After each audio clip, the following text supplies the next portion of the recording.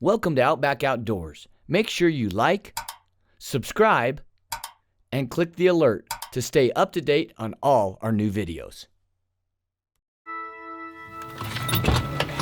Let's do this. Grab that one.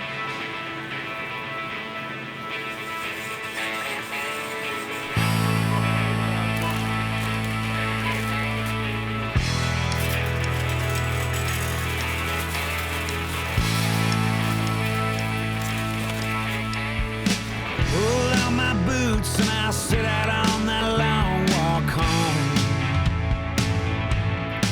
Last night I laid down with an angel, but I woke up to find she was gone. I felt the sadness all around me on the sidewalk through the Monday morning rain. And it ruined my boots, but it was worth every step of the way. We're finally here in Kentucky, almost to the gate, and meet Todd and the family. And our trip did not go without incident. We did have a tire issue, but luckily it was early enough in the morning we could grab some breakfast, wait till a tire shop open, and get a new valve core. Got right back on the road, and we're here in rainy Kentucky right now. It was worth every step of the way.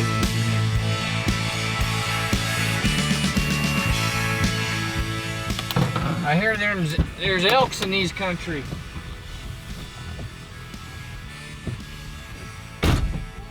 Sir, good to see you, have buddy. another eventful ride in. Hey, dude. You're always out here breaking down and stuff, ain't Just you? come in this way? Yeah. Okay.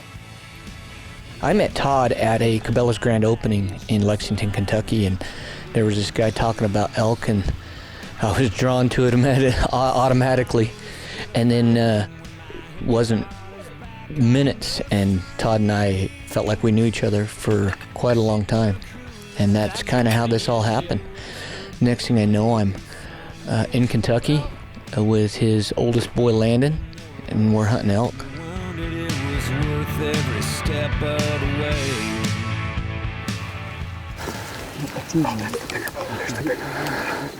Take him, Landon. And Landon did great. He killed a 364 bull in 2016.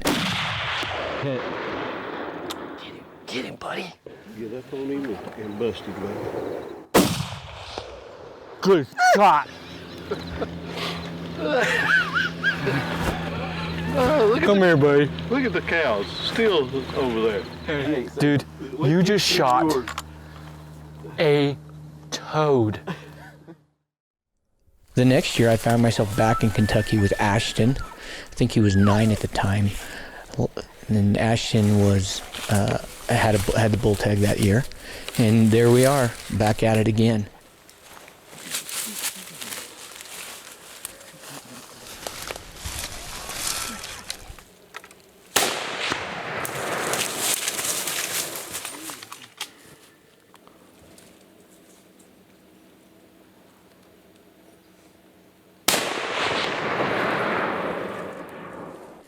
And I was able to be a part of that adventure. We filmed it in 2017, and Ashton killed a great bull. I think he went right around 340. Oh, good job, buddy. Nice job. S11 on this side. 7. 8 myself. 7 by 8. Hey. Come stand and hold that. Just feel that mass.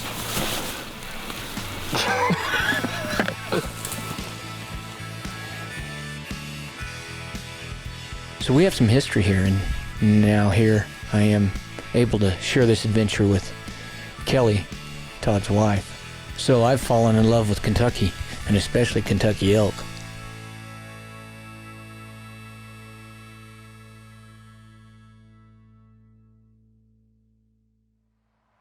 Hi, I'm Trevon Stolzfus. Welcome to the Wasp Tech Talk. This is Lane Walter, and today, season is fast approaching. We're going to break down walk-back tuning. We're going to look at what it takes and why we need to do it. We're gonna start off assuming that your bow is already paper tuned the same way that our bows are already paper tuned. Once that's done, Trev, how do you start walk back tuning? Walk us through that. The first thing I do with a walk back tune is I put a vertical line on my target. Then I'm gonna take 20 yards and I'm gonna shoot toward the top of that target. And I'm gonna work myself down back out to distances 30, 40, 50, 60, but I wanna shoot down that line. But what's happening is a lot of times when it's out of tune, you're gonna stair step out, and then that's gonna tell me how I'm gonna and where I'm gonna make my adjustment to bring that into center shot. So if my bow is tuned, I'm gonna have a perfect line of arrows, and that's gonna be a walk back tune. For this and more helpful information, visit wasparchery.com and fling the sting.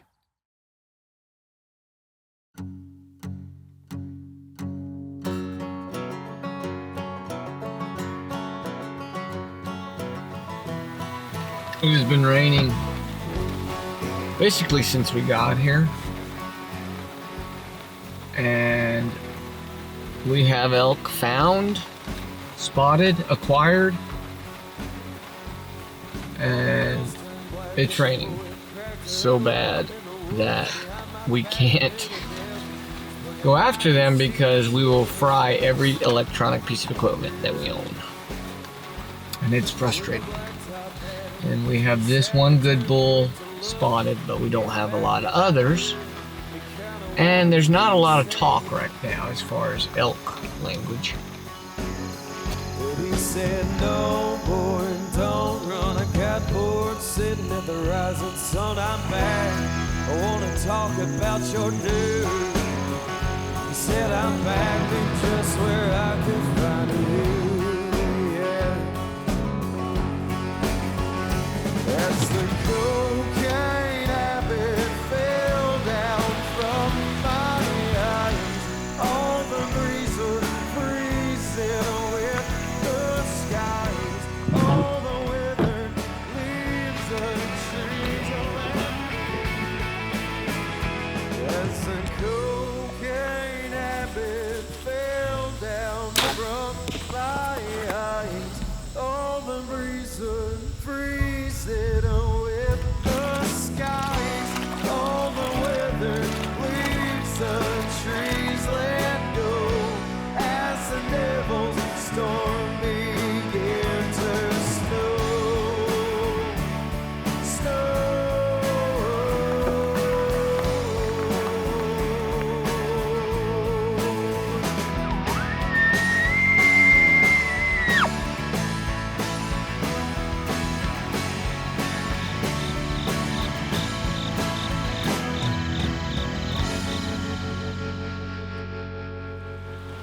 For me, this is definitely the hardest part. I'd rather be out just hiking and just being physically exhausted than sitting here waiting for the rain to let up. And the elk are tucked up, nothing's talking. I mean, it's just shut everything down. So we gotta wait till the rain passes. It's hard because it's day 5 and it's basically been raining the whole time we were here. So different than last year where it was just hot and dry. So we had the extreme heat, the extreme humidity of dryness, and the fact that the bulls wouldn't bugle but first light, last light. Well, now it's nice and cool, but it's just a downpour. It rained all day, so the weather wasn't our friend, but tonight we just kind of took our time and did some reconnaissance. We saw some elk this morning and they came out exactly where we thought they would this evening until the fog rolled in, so we kind of have a plan. And we'll make a play hopefully on those elk if there's a good bull in there.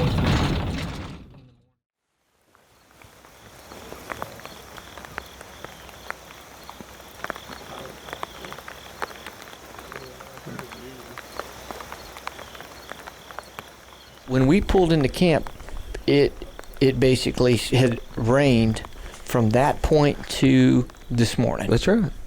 And this morning was the first time it cleared off. And I will say we did see a pretty good bull, but it was raining so much we really couldn't make a play because it would have just fried all the equipment. So we kind of sat back and watched him, and we've seen him a couple times. And then this morning, we got into the same area, and they started being a little more vocal. Well, last night we had one bugling all night long here, but the storm was starting to dissipate a little bit. Now it's supposed to come back in this evening and on into tomorrow again, and then it's supposed to clear up for a while.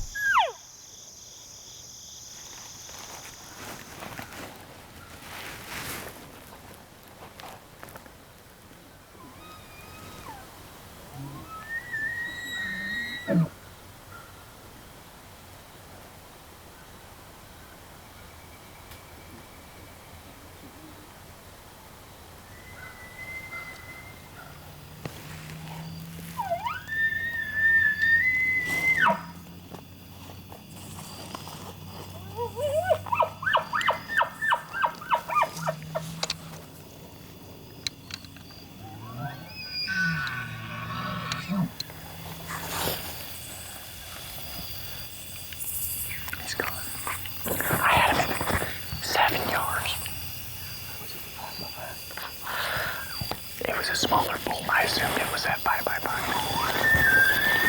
was right there. Let's move out of here.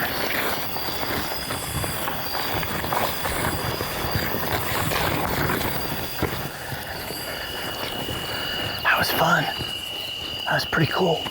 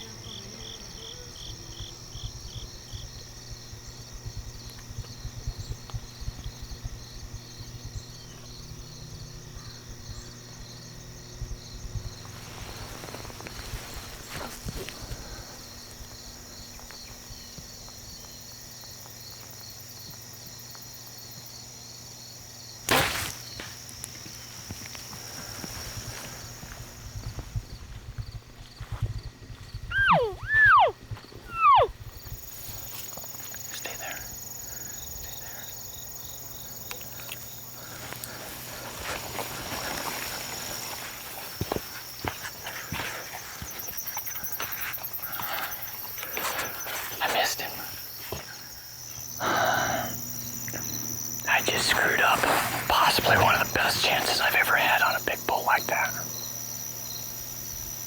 We got in here and just by luck, we knew they were coming this way just by luck. He stepped out on the road about 140 yards ahead of us, and he's got a pretty significant limp. We snuck in on him. We did great.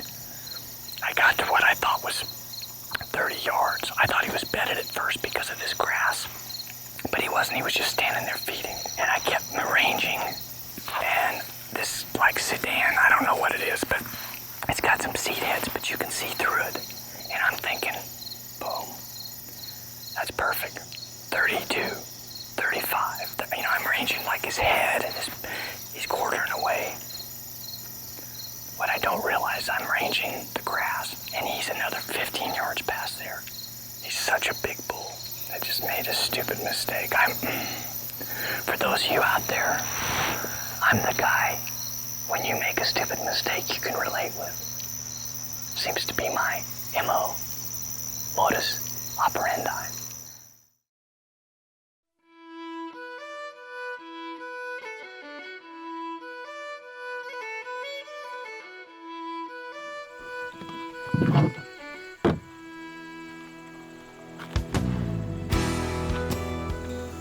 I don't have any money, so it'll have to be something besides. No. Okay. It's Between you and me. between you and I. Well, I think no. I say yes. Okay, so winner, no loser, cooks second breakfast. Yes. What they know. And in the moonlight you see shadows on the stones. And when the fires start to go, you turn it into gold.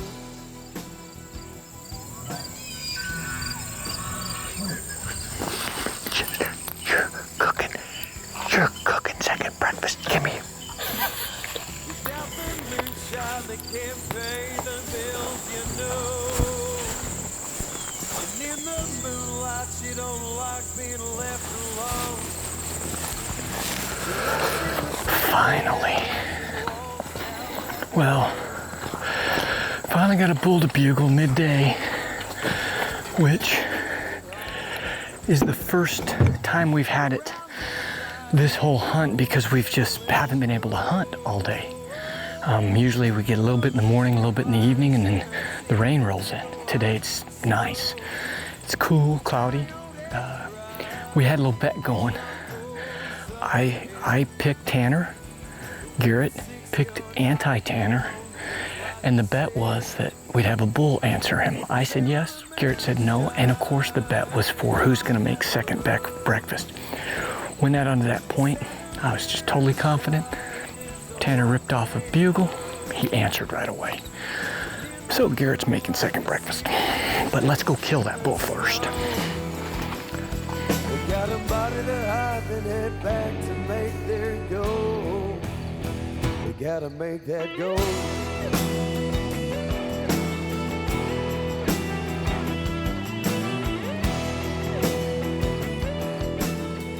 We finally pinpointed this bull on our Onyx maps, and to be honest, he put himself in a nasty, nasty place. Thick briar infested, just, you know, one of those places that's why they're there. We worked in through the briars, and it took us a lot longer than we thought, and we did a pretty good job of actually pinpointing his location, and then when we stepped out of the briars into the timber, he was right there. And I saw just kind of his rack and his rump as he headed out, and we tried to call and moved around, got the wind right, tried to call him in, and I think we just boogered him too much.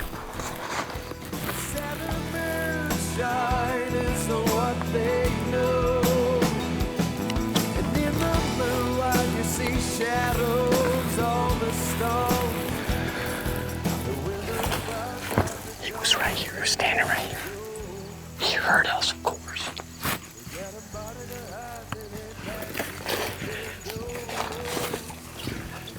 We got up, popped over, and it wasn't exactly quiet, but we were able to get over, and he was standing there at 40 yards. I mean, the chances of us pinpointing him like that are crazy. And he took off, and we tried to call, but I think we spooked him too much. But that was fun. Even though we didn't seal the deal on him, I'd much rather be making plays. So we'll see what we gotta do. We've got this evening still, and then tomorrow is the opener of rifle. And Kelly and Todd will be back this evening, so get back and see what we're gonna do.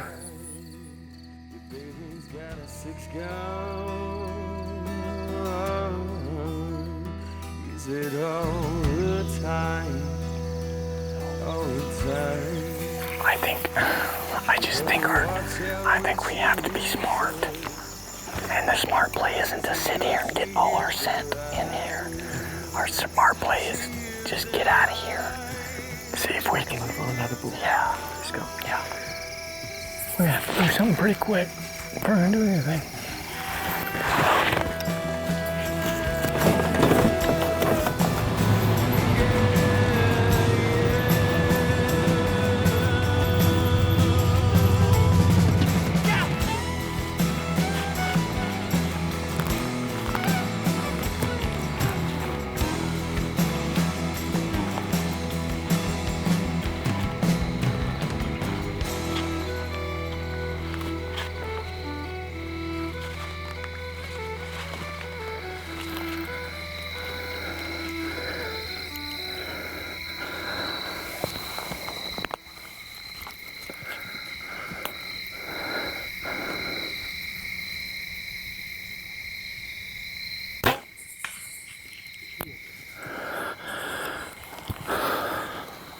Take me home to the mountain,